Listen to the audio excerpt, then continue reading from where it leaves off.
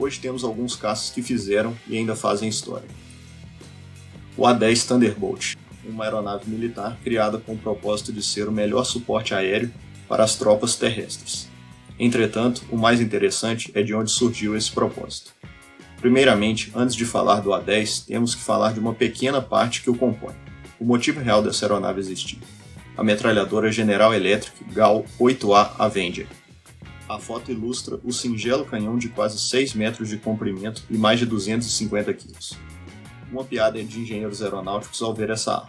Os primeiros disseram, vamos instalar essa arma em um avião. Outros mais perspicazes responderam, vamos fazer um avião ao redor dessa arma. Piadas à parte, foi de fato o que aconteceu. Os engenheiros da Fairchild Republic projetaram uma aeronave com excelentes qualidades de voo em baixa altitude, baixa velocidade e capaz de atirar até 70 tiros por segundo. Sim, 4.200 tiros por minuto. Só um adendo. O cartucho de munição comporta apenas 1.174 projéteis. Dessa forma, os pilotos seguram o gatilho por 1 ou 2 segundos apenas por alvo. Alguns fatos técnicos. Sendo uma aeronave de suporte a tropas, eventualmente a mesma vai ficar sujeita à artilharia antiaérea. O projeto dessa aeronave militar incluiu o que ficou conhecido como banheira de titânio. As chapas da fuselagem não são estruturais e, portanto, danos a elas não comprometem a integridade da fuselagem. O cockpit e os comandos de voo são altamente protegidos por 12.000 libras de uma armadura de titânio. O A-10 foi projetado para voar monomotor com metade do profundor, uma cauda e uma semiasa, uma espécie de tanque de guerra voador. A baixa pressão dos pneus, a localização do trem de pouso e a posição dos motores permitem o A-10 operar em praticamente qualquer tipo de pista. E mesmo em caso de pouso sem o trem de pouso baixo, o design ainda contribui para minimizar os danos na aeronave. Prova de que a aeronave foi projetada em volta do General Electric GAU Avenger é que a arma está no eixo longitudinal de simetria da aeronave e o trem de pouso dianteiro deslocado para a direita. Durante a Guerra do Golfo, o A-10 foi utilizado pela primeira vez em combate real.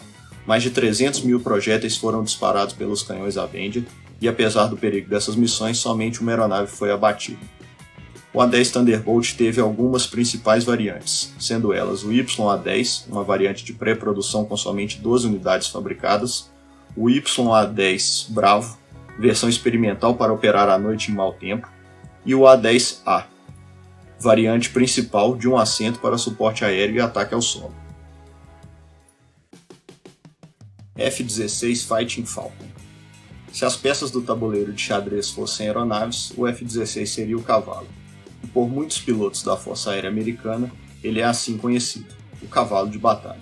O projeto dessa aeronave militar tem mais de 40 anos de idade. Seu protótipo, o YF-16, fez seu voo inaugural em fevereiro de 1974, na base aérea de Edwards, na Califórnia. Alguns pontos-chave do projeto F-16 incluem o canopy em formato de bolha para melhor visibilidade, side stick e manche lateral para facilitar o controle da aeronave durante manobras de alto fator de carga. Do mesmo modo, o assento possui inclinação de 30 graus para reduzir os efeitos da força G no piloto. É a aeronave utilizada pelo Esquadrão de Demonstração Aérea Americano desde meados dos anos 1980, os Thunderbirds. Foi a primeira aeronave a utilizar comandos fly-by-wire do seu tipo, de tal forma que o projeto considerava uma estabilidade estaticamente mais relaxada, e os sistemas de comando de voo fly-by-wire mantinham a aeronave altamente manobrável e mantendo a mesma sob o controle do piloto. Agora alguns fatos técnicos. Muitos pilotos se referem aos caças F-16 como Viper, devido à sua semelhança com a cabeça de uma cobra. Mais de 4.500 aeronaves desse modelo foram construídas. Os caças F-16 foram as principais aeronaves projetadas para a manobra, puxando 9 Gs e utilizando o modelo matemático para modelar sua performance em combate, a teoria da energia-manobrabilidade. É uma aeronave relativamente fácil de se trabalhar, afinal 80% dos painéis de acesso podem ser alcançados sem a ajuda de uma escada ou estante. As asas possuem camber variável, o que é automaticamente controlado pelo sistema fly-by-wire, e dessa maneira tem-se um aumento significativo da manobrabilidade em condições de voo variadas. Algumas variações dos caças Fighting Falcon. Os modelos F-16 são descritos aumentando nos chamados block numbers para especificar as melhorias de cada versão. F-16A-B. As variantes inicialmente produzidas com um assento, modelo A, e 2 assentos, modelo B. A versão Block 15 foi a primeira grande alteração do modelo, incluindo estabilizadores horizontais maiores. F16, C e D. As variantes de um assento C e 2 assentos D, que entraram em produção em 1984. A primeira versão C e D foi a Block 25, que incluía aviônica aprimorada e radar all-weather e armamento com capacidade além do alcance visual. F16 e F. Aeronave com um assento E e 2 assentos F. São variantes aprimoradas baseadas nos F16 C e D, Block 50 e 52. Possuem radares aprimorados de varredura eletrônica ativa, tanques de combustível conformais e motores General Electric mais potentes. F-22 Raptor. Primeiramente, vale ressaltar que é de longe o caça mais avançado produzido até hoje para a Força Aérea Americana. Os caças F-22 são projetados à frente de seu tempo pela Lockheed Martin e Boeing. A aeronave foi criada com o propósito de ser o novo caça de superioridade aérea americana.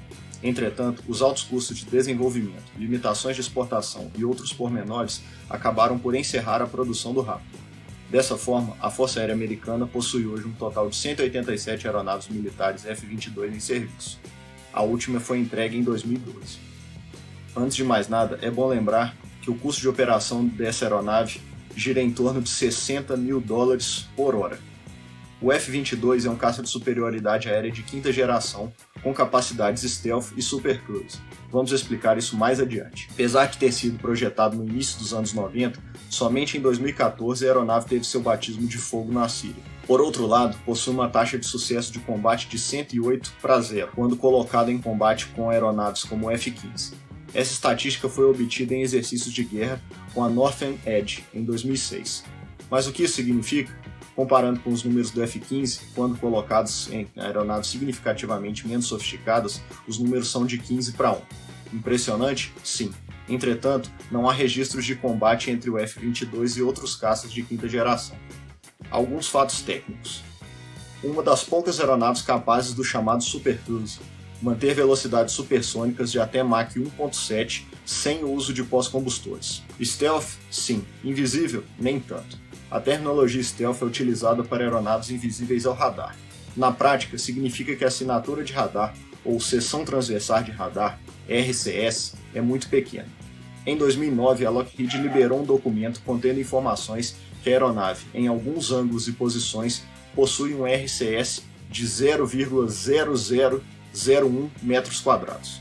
Significa dizer que, aos olhos de um operador de radar, o F-22 não passaria de uma mosca no céu. Similar a algumas aeronaves russas, o F-22 utiliza empuxo vetorado.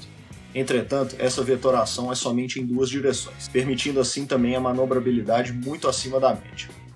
O protótipo concorrente, o caça YF-23, era mais veloz e com RCS menor, ou seja, maior capacidade stealth, mas o YF-22 era mais manobrável, e foi esse um dos motivos da sua escolha. Algumas variações do Raptor. Era de se esperar que não fossem muitas, dado o elevado custo do programa. YF-22A, variante pré-produção utilizada como demonstrador de tecnologia e para a fase de validação, somente 2 unidades produzidas. F-22A, modelo de um assento, versão de produção designada por FA-22A nos inícios dos anos 2000. F-22B, era para ser uma variante com 2 assentos, mas o projeto foi cancelado por questões econômicas. Se você gostou desse vídeo, deixe o seu like e continue ligado no nosso canal. Até a próxima!